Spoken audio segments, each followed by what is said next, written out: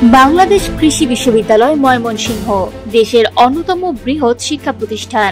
হঠাৎ করে এই বিশ্ববিদ্যালয় অনির্দিষ্টকালের জন্য বন্ধ ঘোষণা করেছে কর্তৃপক্ষ।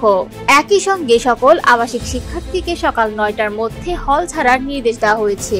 গত রোববার দিনভর উত্তপ্ত পরিস্থিতির মধ্যেই এই সিদ্ধান্ত আসে। পশুপালন ও ভেটেরিনারি অনুষদের শিক্ষার্থীরা দীর্ঘদিন ধরে সমন্বিত বা কম্বাইন্ড ডিগ্রির দাবিতে আন্দোলন করে আসছিলেন। দুপুরে একাডেমিক কাউন্সিলের সভায় ৩টি ডিগ্রি কম্বাইন্ড ভেটেরিনারি এবং পশুপালন একসঙ্গে চালুর সিদ্ধান্ত নেওয়া হয়, কিন্তু আন্দোলনরত শিক্ষার্থীরা মানতে নারাজ থাকেন। তাদের দাবি এক পেশায় এক ডিগ্রি, অর্থাৎ শুধু কম্বাইন্ড ডিগ্রি।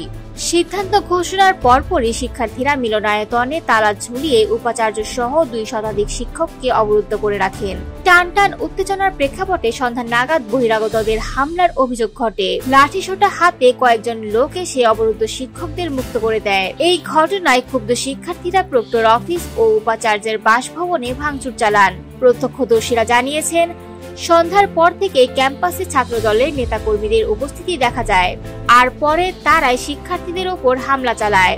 যদিও শিক্ষক সমিতি বলছে বহিরাগত হামলার বিষয়টি তাদের কাছে নিশ্চিত নয়। তাদের দাবি, শিক্ষার্থীদের আন্দোলন মেনে নেওয়ার পরও শিক্ষকদের অবরুদ্ধ করে রাখা হয়েছিল। বিশ্ববিদ্যালয়ের প্রক্টর অধ্যাপক মোহাম্মদ আব্দুল আলিম বলেন, আমি সবার পরে বের হয়েছি, কয়েকজন লাঠিধারীকে দেখেছি, তবে তারা বহিরাগত নাকি কর্মচারী সেটা বুঝতে পারিনি। এদিকে রাত ৯:৩০টায় জরুরি সিন্ডিকেট সভায় বিশ্ববিদ্যালয় বন্ধ ঘোষণা করা হয়। সিদ্ধান্ত হয় অনির্দিষ্টকালের জন্য সব ধরনের একাডেমিক কার্যক্রম স্থগিত থাকবে। শিক্ষক সমিতিও জরুরি বৈঠক ডেকে ঘোষণা দিয়েছে, এই ঘটনার সুষ্ঠু তদন্ত ও বিচার না হওয়া পর্যন্ত তারা কোনো শিক্ষা কার্যক্রমে অংশ নেবেন না।